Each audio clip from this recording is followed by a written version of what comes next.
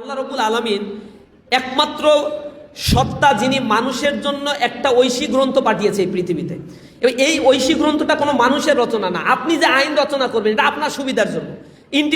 ইন্টিরিমের সময় অনেকগুলো অধ্যাদেশ জারি করেছিল, এগুলো যদি আইন হয়ে যায় আর এই আইন কেউ ভায়োলেট করে তাহলে সর্বোচ্চ আপনার ফাঁসি, মৃত্যুদণ্ড হতে পারে। এই ইন্টিরিমের প্রায় 13-14টা অধ্যাদেশ যেগুলো বর্তমান সরকার আবার ল্যাপস করে দিছে। এই সরকারের মনে হয়েছে যে এটা ভালো না, এই জন্য সে ল্যাপস করছে। আবার আওয়ামী লীগের সময় আইসিটি অ্যাক্ট ছিল, যে অ্যাক্টে অসংখ্য মানুষকে বছরের পর বছর কারাগারে থাকতে হয়েছে, যাবজ্জীবন রায় দেয়া হয়েছে, মানুষের জীবনকে শেষ করে ফেলছে। যে আইন, এটা মানুষের তৈরি করা আইন, আওয়ামী লীগের সুবিধার জন্য করেছে, ইন্টিরিম এসে সেটাকে আবার বাতিল করছে। পৃথিবীতে এত আইন মানুষ যা তৈরি করে এটাকে তারা বলে ডায়ালেকটিক ম্যাটেরিয়ালিজম। আর এই ডায়ালেকটিক ম্যাটেরিয়ালিজমের উৎপত্তি হয়েছে পশ্চিমে। আগে পশ্চিমের নাম তো পশ্চিম ছিল না, এগুলো খ্রিস্টিয়ান রাষ্ট্র ছিল।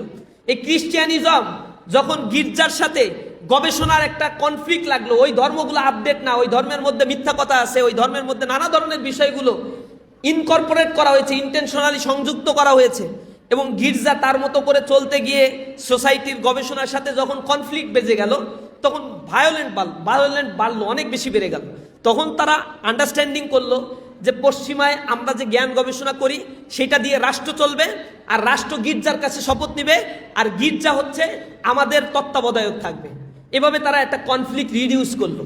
আর তাদের যে সভ্যতা, এটার একটা নাম দিতে হবে, তাই তারা ওয়েস্টার্ন সভ্যতা এটা নাম দিল। আগে ওয়েস্টার্ন সভ্যতা ছিল হচ্ছে খ্রিস্টিয়ান একটা আইডিওলজি, খ্রিস্টিয়ান একটা সোসাইটি ছিল সেই সময়ে।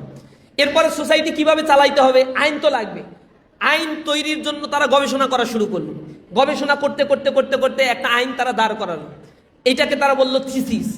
এই থিসিসটা যখন বাস্তব জীবনে অ্যাপ্লাই করা শুরু করলো, সেটাকে আবার তারা বলছে কিছু জিনিস হয়ে যায় ভুল, যে না এটা বাস্তব জীবনের সাথে সাংঘর্ষিক, শুনতে ভালো লাগে, আইন কানুন ভালো, কিন্তু বাস্তব জীবনে চলে না। এইটাকে নিয়ে আবার থিসিস করে, সেটাকে তারা বলে অ্যান্টিথিসিস। অ্যান্টিথিসিসের মধ্য দিয়ে আগের থিসিসের কিছু অংশ বাদ দেয়, কিছু অংশ রেখে দেয়, যেটা বাদ দেয় আজীবনের জন্য বাদ দিয়ে দেয়। তাহলে থিসিস, অ্যান্টিথিসিস। এবার অ্যান্টিথিসিস কিছুদিন যাওয়ার পরে দেখে এটাও ব্যাকডেটেড, এই আইন দিয়ে সমাজ এখন আর চালানো যাবে না, তাহলে আবার আরো কিছু গবেষণা করো, নতুন কিছু আবার আনে, আর অ্যান্টিথিসিস থেকে আবার কিছু বাদ যায়, ওইটাকে আবার বলে সিনথিসিস। Thesis, antithesis, synthesis. এইভাবে করে করে মানুষ তার জ্ঞান গবেষণা বুদ্ধি শুদ্ধি দিয়ে যখন যেটা ভালো, আজকে এটা ভালো তো কালকে ওইটা খারাপ, কালকে ওইটা ভালো তো পরের দিন ওইটা খারাপ, এই খারাপ ভালোর দোলাচলের মধ্য দিয়ে তাদের আইন প্রণয়ন করা হয়, যা মানুষের জন্য কোনো সময় জুলুম, কখনো শাসকদের তুষ্টির জন্য, ভালোর জন্য তারা শুধুমাত্র এই আইনগুলো প্রণয়ন করেছে। এই জিনিসটাকে বলে ডায়ালেকটিক ম্যাটেরিয়ালিজম, দান্দিক বস্তুবাদিতা। সমাজ ব্যবস্থায় এই দান্দিক বস্তুবাদিতা ওয়েস্টার্ন সোসাইটি উপহার দিয়ে সমাজের মধ্যে একটা ক্যাওটিক সিচুয়েশন তারা তৈরি করে রাখছে। মানুষের জন্য যে আইন আল্লাহ রাব্বুল আলামিন তৈরি করে দিয়েছেন, আল্লাহ মানুষকে তৈরি করেছেন, মানুষের কোনটা ভালো এইটাও আল্লাহ রাব্বুল আলামিনই জানেন। সুতরাং তার আইনই হচ্ছে সবচেয়ে পিউরিফাইড, সবচেয়ে আপগ্রেডেড এবং সবচেয়ে মানবতার জন্য উপযোগী একটা আইন, যে আইনটা দিয়ে আমরা বলি এই সোসাইটির সব সমস্যার সমাধান করা যায়। ইসলামিক ল কখনো ব্যাকডেটেড হয় না, এটা গবেষণার উপরে ডিপেন্ড করছে। সুতরাং এই আমাদের রাষ্ট্রের যে অর্থনৈতিক সমস্যা, রাজনৈতিক সমস্যা, সাংস্কৃতিক সমস্যা, ব্যক্তিগত সমস্যা, এগুলো সব সলিউশন আমরা ইসলামের মাধ্যমে করে দিতে চাই। এবং ইসলামকে বলা হয়েছে আল ইয়াউমা আকমালতু লাকুম দীনাকুম ওয়া আতমামতু আলাইকুম নি'মাতি ওয়া রাদিতু লাকুমুল ইসলাম দীনা।